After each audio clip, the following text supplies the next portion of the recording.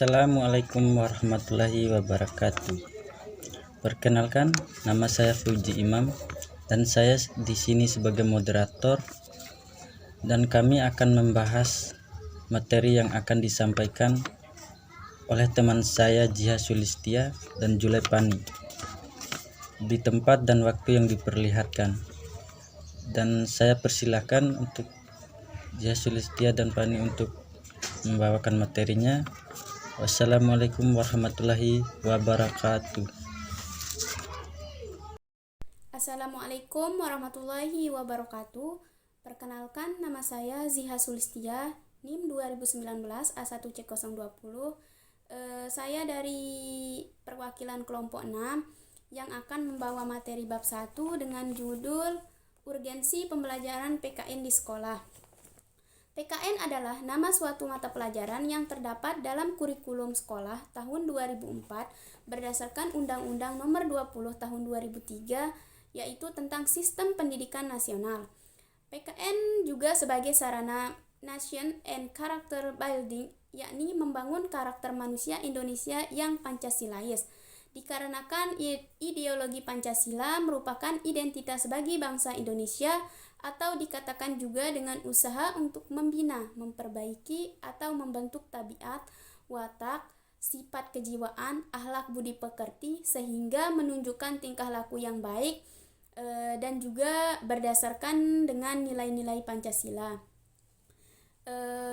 Selain itu, PKN juga berperan sebagai salah satu syarat untuk mewujudkan referensi government under the rule of law, yaitu sebagai sarana mewujudkan ilmu pengetahuan sosial. PKN juga sebagai sistem politik, yaitu demokrasi Pancasila, menumbuhkan partisipasi kewarganegaraan yang efektif dan bertanggung jawab. Maka warga negara pun perlu memiliki keamanan tertentu untuk berpartisipasi atau disebut dengan kecakapan partisipatioris. Yang selanjutnya yaitu adapun ditemukannya patologi sosial di tengah-tengah masyarakat produktif. Yang pertama yaitu hancurnya nilai-nilai demokrasi dalam bermasyarakat. Yang kedua yaitu memudarnya kehidupan kewarganegaraan dan nilai-nilai komunitas. Yang ketiga yaitu kemerosotannya nilai-nilai kejujuran, kesopanan, dan rasa saling tolong-menolong antar sesama manusia. Yang keempat yaitu hancurnya nilai-nilai demokrasi dalam bermasyarakat.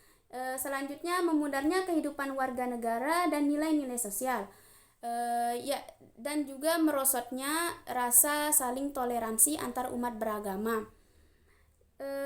Yang selanjutnya juga melemahnya nilai-nilai dalam kekeluargaan, kerusakan sistem dan kehidupan ekonomi, dan pelanggaran terhadap nilai-nilai kebangsaan. Mungkin itu saja dari saya. Sekian dan lebihnya saya mohon maaf. Billahi taufik wal hidayah. Wassalamualaikum warahmatullahi wabarakatuh.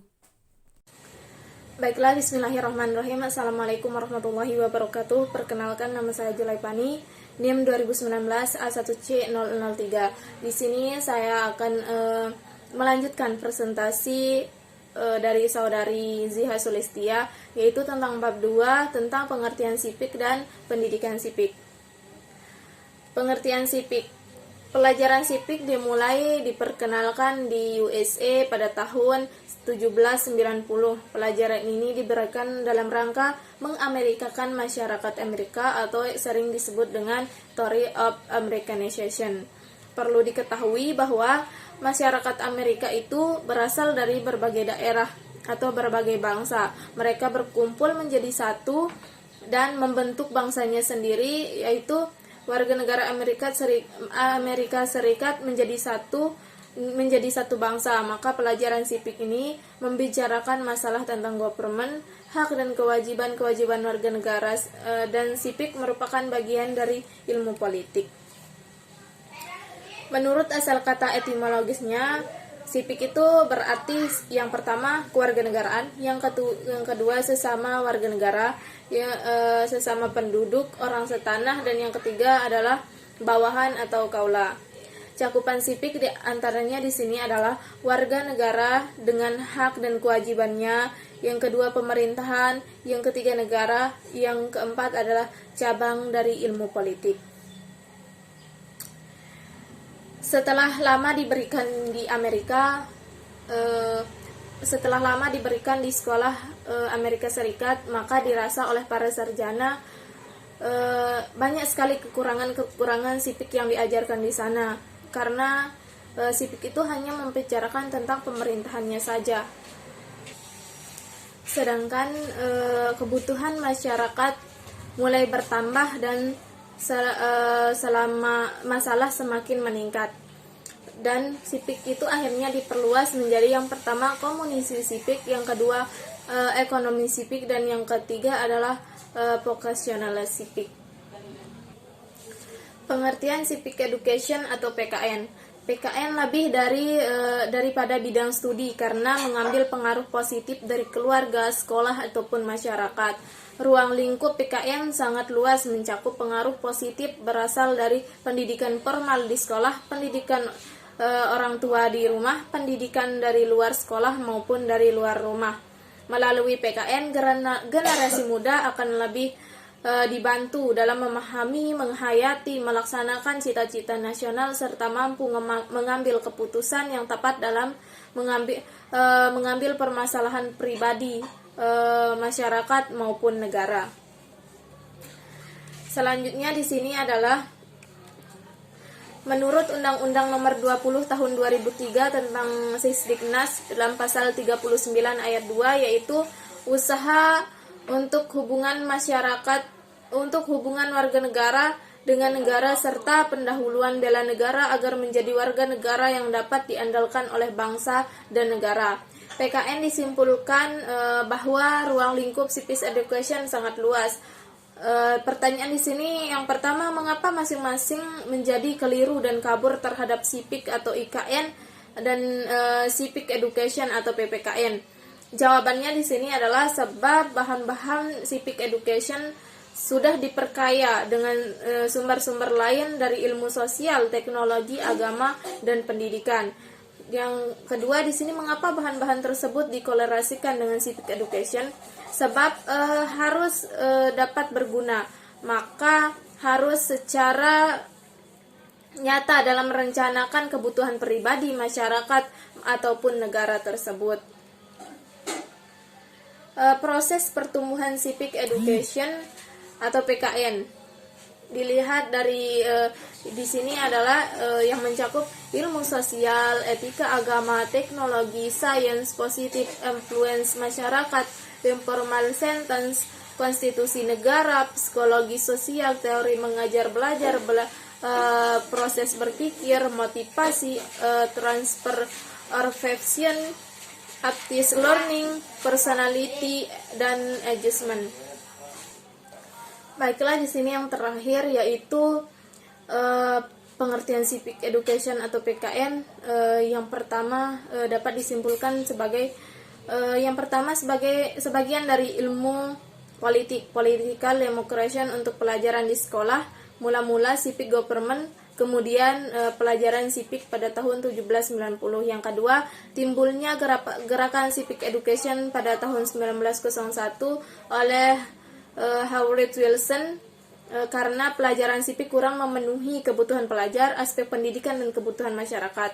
Yang ketiga, civic education pada tahun 1971 mendapat perhatian yang sangat luas di Amerika Serikat. Yang keempat, civic education diperkaya dengan berbagai sumber pengetahuan dan positive influence dari sekolah, keluarga, ataupun masyarakat. Yang kelima, konsep-konsep psikologi pendidikan sebagai alat untuk mendapatkan civic education. Dari poin A, B, C, dan D,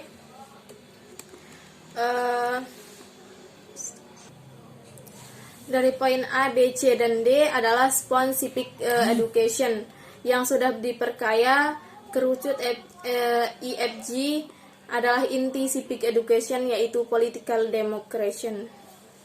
Sekian, wassalamualaikum warahmatullahi wabarakatuh. Di warga negara yang dapat diandalkan oleh bangsa dan negara. PKN disimpulkan bahwa ruang lingkup civic education sangat luas. Pertanyaan di sini yang pertama, mengapa masing-masing menjadi keliru dan kabur terhadap civic atau IKN dan civic education atau PPKN? Jawabannya di sini adalah sebab bahan-bahan civic education sudah diperkaya dengan sumber-sumber lain dari ilmu sosial, teknologi, agama, dan pendidikan. Yang kedua di sini, mengapa bahan-bahan tersebut dikolerasikan dengan civic education? Sebab harus dapat berguna, maka harus secara nyata dalam merencanakan kebutuhan pribadi, masyarakat, ataupun negara tersebut. Proses pertumbuhan civic education atau PKN dilihat dari di sini adalah yang mencakup ilmu sosial, etika agama, teknologi, sains, positive influence masyarakat, informal sentence, konstitusi negara, psikologi sosial, teori mengajar belajar, proses berpikir, motivasi, transfer affection, active learning, personality, dan adjustment. Baiklah, di sini yang terakhir yaitu pengertian civic education atau PKN. Yang pertama dapat disimpulkan sebagai sebagian dari ilmu political democracy untuk pelajaran di sekolah, mula-mula civic government, kemudian pelajaran civic pada tahun 1790.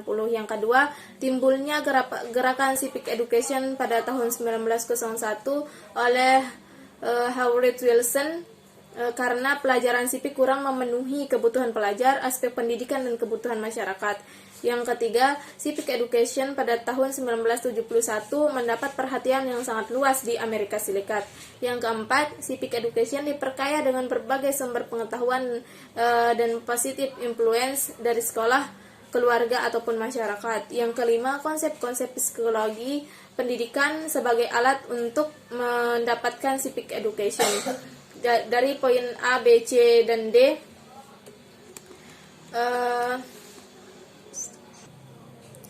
dari poin A, B, C, dan D adalah spon civic education yang sudah diperkaya. Kerucut EFG adalah inti civic education, yaitu political democracy. Sekian, wassalamualaikum warahmatullahi wabarakatuh.